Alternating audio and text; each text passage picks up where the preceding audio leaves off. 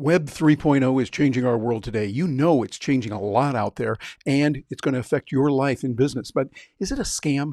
Is there just a big scam? There's a lot of things going on that are not really on the up and up. And we're going to address that and more in this episode of Agorapreneurs. Welcome to Agorapreneurs, standing for liberty and freedom, all done peacefully. Now, here is your guide, Terry Brock.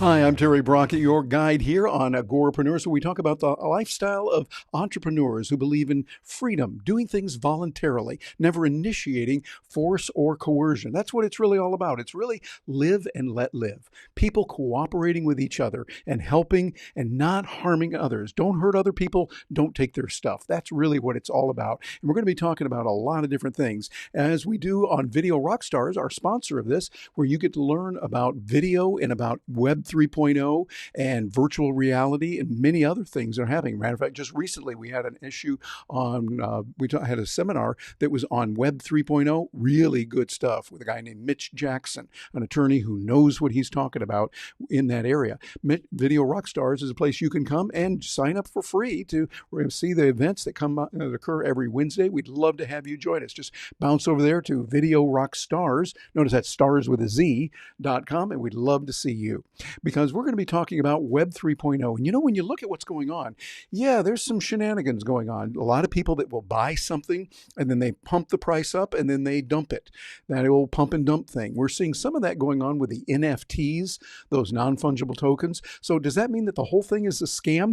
I remember reading an article just recently on the net when it was a rather extensive video and an article that I read. The video talked about it's a scam because it's all people at the top that buy these coins and own more than half of the coins, and then they're going to rip off others.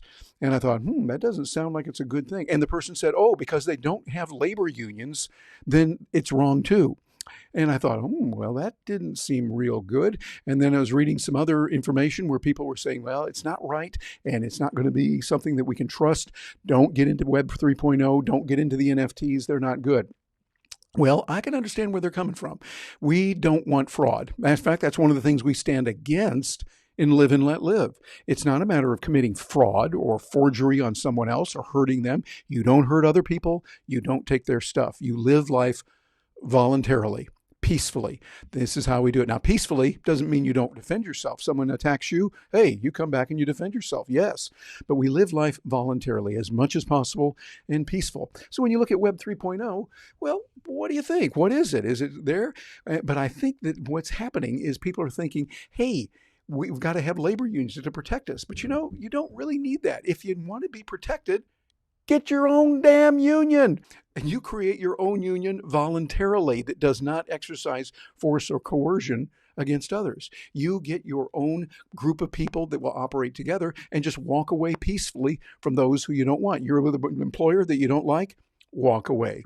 Walk away. Go out and get the skills you need. And people say, well, you can't just do that. Well, guess what? I've heard of this thing called the internet. It's pretty cool for finding work and getting ideas and getting jobs, getting work that you can do. Look at what's happening with the Great Resignation. Lots of people are saying, adios, I'm out of here. And they're going to get another job, something else that's even better because, well, they can. And so what we're seeing is a world is changing, and Web 3.0 is an integral part of that.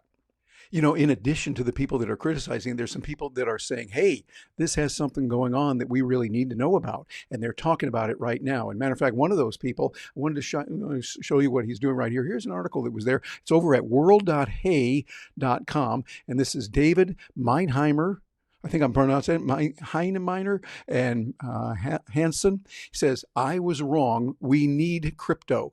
Now, I really like what he's saying here, because this makes a lot of sense when you see, hey, what he's talking about is something that we're all seeing, and we're all seeing the kinds of things that are happening. That he's saying, to say I've been skeptical about Bitcoin. See, he's written a lot about how bad Bitcoin was and how bad Bitcoin is.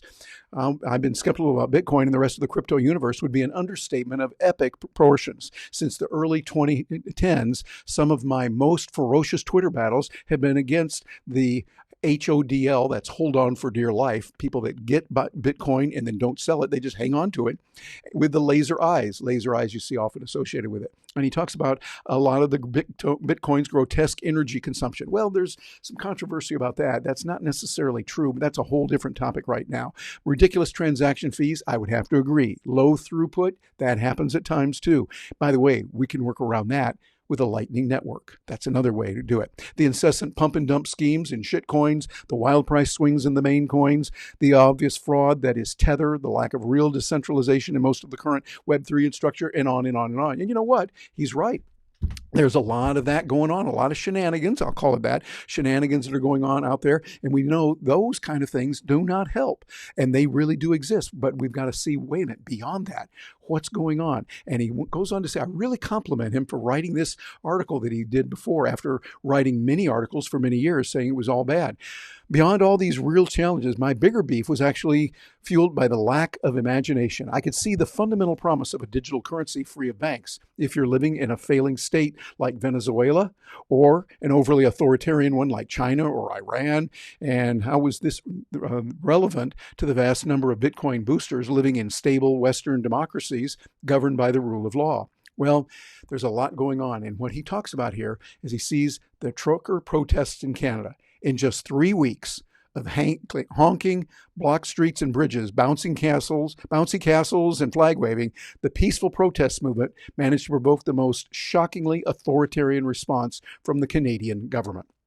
First, the Ottawa Police Department got GoFundMe to confiscate donations for the intention of redirecting them to other causes. Then, after an outcry, they backed down to merely blocking the money for 7 to 10 days before refunding. Look what they did. These powers that were intended for catastrophic events took them and they froze bank accounts of people who were protesters. This is what happens in authoritarian regimes. And so he goes on to say, this is crazy, absolutely bonkers, terrifying. And remember, this is coming from someone who opposed all of these rules before, opposed Bitcoin and the rules of Bitcoin, I'm saying. But now we're seeing things are changing a little bit. People are saying, hey, wait a minute, the protesters and others like that need some security against tyrants, against those who are going to inflict harm on us.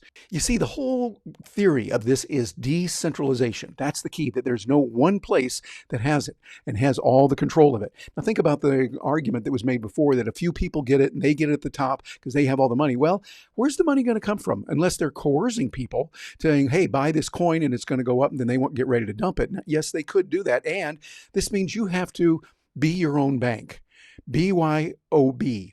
Be your own bank. You have to be the one to take care of it. There's no safety net. There's no Federal Deposit Insurance Corporation, FDIC, that we have here in the United States. There's no one protecting you, but that's because you have the freedom. You have your coins. You keep your coins, and if you keep the keys to those coins, that's important. The keys to those coins, those phrases that they give you at the beginning when you get on a particular wallet, then you have security. And you'll be able to know that you've got security and safety. But it takes individual responsibility. You're not just trusting some government to take care of you, some big corporation to take care of you. You do it yourself. So it's a different way of living.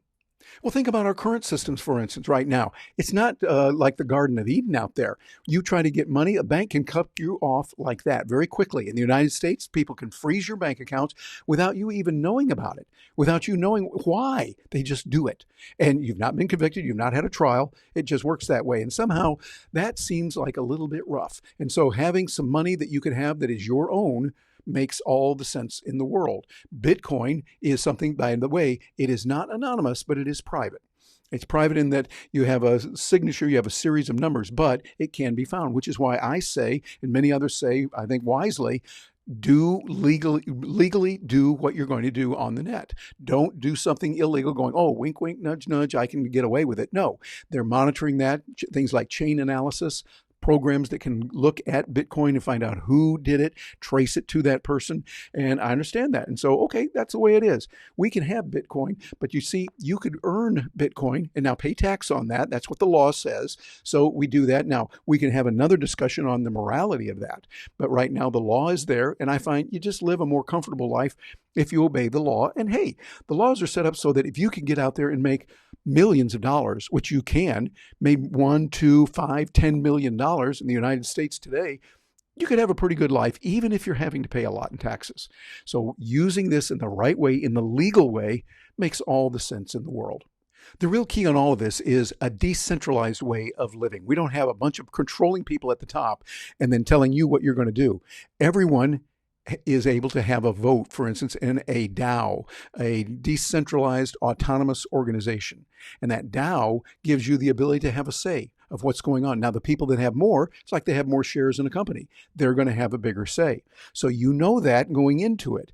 Know if you're going to go in there, could people drive the price of a stock up? And then you go in, try to get it, and you buy more and more. And then eventually when it gets up there, before you get a chance to sell, they dump everything. Yeah, has happened before. And those kind of things are and should be illegal and should not take place. We need to be aware of it. So the real key is decentralization and you claiming authority over your own life. This is where blockchain comes in. Blockchain is that distributed ledger, meaning that instead of putting everything, all the things in a database in one computer in one place, they put a copy of it on many, many different computers, many different places, so that if you attack one, the others can quickly say, hey, something's wrong here, something has happened, and they can verify what's there. Bitcoin is something that has been attacked and trying to be hacked hundreds, thousands, probably millions of times, and never once has it been cracked. Never once. Now, coins have been stolen from places like Mt. Gox, famously, many years ago, and other Bitcoin exchanges, because people would leave their coins on that exchange, and the exchange would be attacked and they would grab it. This is why you want to take precaution with things like a hardware wallet, something kind of like a USB port or USB device that you could plug into your computer and put it over there. It doesn't touch the internet. So that way the codes, as long as you know those keys, you're safe. So is Web 3.0, Bitcoin, and everything else that's going on, of the many, many different things that are happening, is that a scam? Or is cryptocurrency a scam? I don't think so. I think strongly it's a way for freedom. It's a way for getting people what they need in their resources. Look at what's happening in El Salvador. This is wonderful. In El Salvador today, they can use Bitcoin as legal currency. A big chunk, not most, but a big chunk of the income coming into El Salvador today is remittance. This is money from relatives or others who have gone to another country like Canada, US, Europe, or other places, and they send that money back to El Salvador. Now, before, they could only send it to places like, say, Western Union or other places where there was a large commission taken. And not only that, in the real world, they would go to the Western Union office to get the money that was sent to them from their loved ones or friends outside the country, outside of El Salvador, and then they would get a chance to contribute, I'll use that word loosely, contribute to the local mafia, who is waiting around there saying, okay, you got money. We know you went in here. You got money. You owe us our cut on this. And that has been happening. But now with Bitcoin, it's transferred immediately from the person who is in, say, the United States to their loved ones or friends in El Salvador, like that. No middleman. No person in the middle. No one can stop you from dealing with another person in Bitcoin if you have your keys safe and you're able to transmit back and forth. This is a freedom, and it's wonderful. And the NFTs that are being done in Web 3.0, very similar on that, but you got to be careful. I agree with Gary Vaynerchuk. Gary V, he says that 90% of the NFTs will go bust, or you'll lose money on them. Okay, I think they will. You want to look for the 2%. That means here's what you got to do. You've got to take a different approach. And you want to constantly learn some new terms, learn some new things, and get involved in a community where you can learn together. Find communities where you can work with others. They will help you, you help them, and we're all going to be far better off that way. So that's what you want to know about Web 3.0. Are there scams out there in it? Yes, there are scams. But is the whole thing a scam? Absolutely not. It's a great opportunity for those who are willing to learn, provide value, and hustle like crazy. I think that's really important, getting out there and hustling and making it happen. And you want to find out how to do that, we can help you also. I have a program with 20 with Terry. Hey, matter of fact, I got the QR code there for you. You can whip out your smartphone and get a shot of that, or bounce over to 20withterry.com, and you can get the help that you need that way. I'm there, and it's 20 minutes, no charge at all. where I look at what you're doing. You talk to me for 10 minutes. Tell me what it is you need help on with technology, maybe with the web, with video, do a lot of work in that. And if I can help you, I'll give you some ideas that I think can work. You'll get some recommendations. No charge. And if you like it and you think, hey, I want some more, we can talk about coaching services that I have and how I can help you from there. So bounce over there today and take a look at it. So there's a lot going on. In conclusion, my closing thoughts are that Web 3.0 has a lot of potential for those who are willing to get out and hustle, for those who are willing to study and learn, and be aware that it is like the wild, wild west or worse. You've got to be responsible. So don't go out and put a whole bunch of money into something that sounds like it's going to be good. It might not be. What you want to do is be very careful, but do not miss out on the wonderful opportunities that are available with Web 3.0. Hey, don't stop now. We've got a lot more videos out there for you about freedom and liberty, living the life of an entrepreneur who believes in live and let live. As a matter of fact, here's a way you can make a positive difference in the world. Like this video, subscribe to the channel. That lets the algorithms know, those wacky algorithms know, that, hey, people like this kind of thing of live and let live and doing it in a peaceful way. Thanks for being here with us, and we're looking forward to hearing from you.